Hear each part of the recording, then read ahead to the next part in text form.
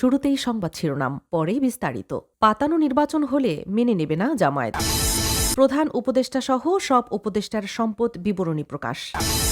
ভোটের মাঠে সাংবাদিকদের শর্ত জুড়ে দিলেন নির্বাচন কমিশন।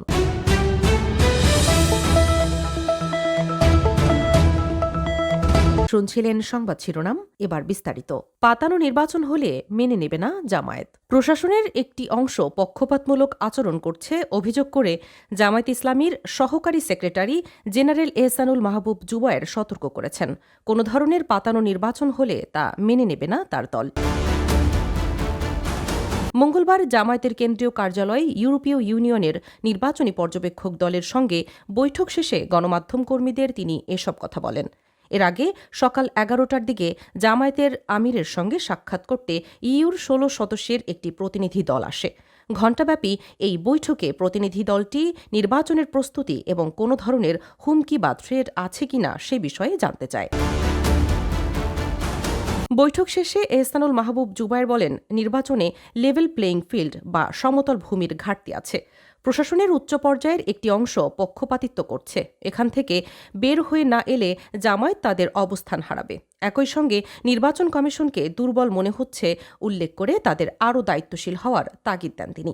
নির্বাচনে অস্ত্র উদ্ধার প্রসঙ্গে জামায়াতের এই নেতা বলেন, লুট হওয়া ও অবৈধ অস্ত্র উদ্ধারে প্রশাসনকে আরও তৎপর হওয়া উচিত, যাতে জনমনে আতঙ্ক তৈরি না হয়।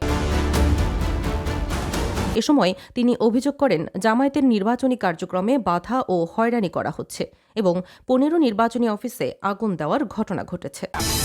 প্রধান উপদেষ্টা সহ সব উপদেষ্টার সম্পদ বিবরণী প্রকাশ। অন্তর্বর্তীকালীন সরকারের প্রধান উপদেষ্টা সহ সব উপদেষ্টা এবং সমমর্যাদা সম্পন্ন ব্যক্তি এবং তাদের স্ত্রী স্বামীর সম্পদ বিবরণী প্রকাশ করা হয়েছে। মঙ্গলবার মন্ত্রিপরিষদ বিভাগ থেকে এক প্রজ্ঞাপনের মাধ্যমে এ বিবরণী প্রকাশ করা হয়েছে।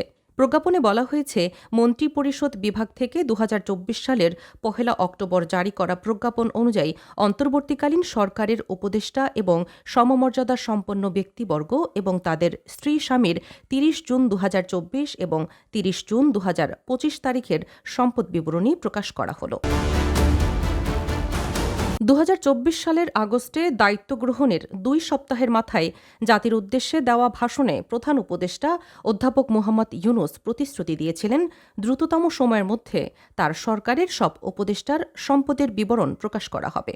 তিনি বলেছিলেন, বর্তমান সরকার দুর্নীতির বিরুদ্ধে স্পষ্ট অবস্থান গ্রহণ করেছে।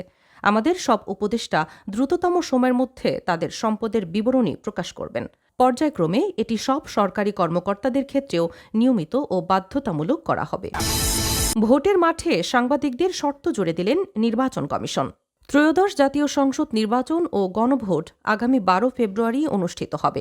ভোট গ্রহণের দিন মাঠ পর্যায়ে দায়িত্ব পালন করতে যাওয়া সাংবাদিকদের জন্য বেশ কিছু নির্দেশনা জারি করেছে নির্বাচন কমিশন ইসি। নির্দেশনায় ভোট কেন্দ্রে সাংবাদিকদের করণীয় ও বর্জনীয় বিষয়গুলো হল, সাংবাদিকরা ভোট কেন্দ্রে প্রবেশের আগে প্রিজাইডিং অফিসারকে অবহিত করে ভোটকক্ষে প্রবেশ করতে পারবেন। কেন্দ্রের নির্বাচন সংক্রান্ত তথ্য প্রিজাইডিং অফিসারের নিকট থেকে সংগ্রহ করা যাবে। এছাড়া ভোট গণনার সময় উপস্থিত থেকে ছবি তোলার অনুমতিও থাকবে। ভোটকক্ষ থেকে নিরাপদ দূরত্ব বজায় রেখে সচিত্র সংবাদ প্রচার করা যাবে। তবে এক্ষেত্রে ভোট কেন্দ্রে প্রিজাইডিং অফিসারের নির্দেশনা অবশ্যই অনুসরণ করতে হবে।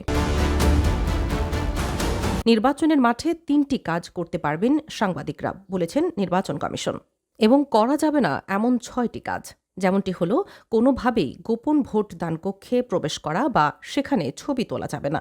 একসঙ্গে 2 জনের বেশি সাংবাদিক ভোটকক্ষে প্রবেশ করতে পারবে না এবং সেখানে 10 মিনিটের বেশি সময় অবস্থান করা যাবে না। ভোটকক্ষ থেকে কোনো মাধ্যমেই সরাসরি সংবাদ প্রচার করা যাবে না। ভোটকক্ষে নির্বাচনী কর্মকর্তা, নির্বাচনী এজেন্ট বা ভোটারদের সাক্ষাৎকার নেওয়া নিষিদ্ধ। কোনো নির্বাচনী সামগ্রী স্পর্শ করা যাবে না এবং ভোট গ্রহণ কার্যক্রমে বিঘ্ন ঘটতে পারে এমন কোনো কাজ প্রত্যক্ষ বা পরোক্ষভাবে করা যাবে না। কোনো রাজনৈতিক দল বা প্রার্থীর পক্ষে প্রচারণা বা সহায়ক কার্যক্রমে যুক্ত হওয়া যাবে না। নির্বাচন কমিশন জানিয়েছে, এসব নির্দেশনা অমান্য করলে সংশ্লিষ্ট ব্যক্তির বিরুদ্ধে আইনানুগ ব্যবস্থা গ্রহণ করা হবে।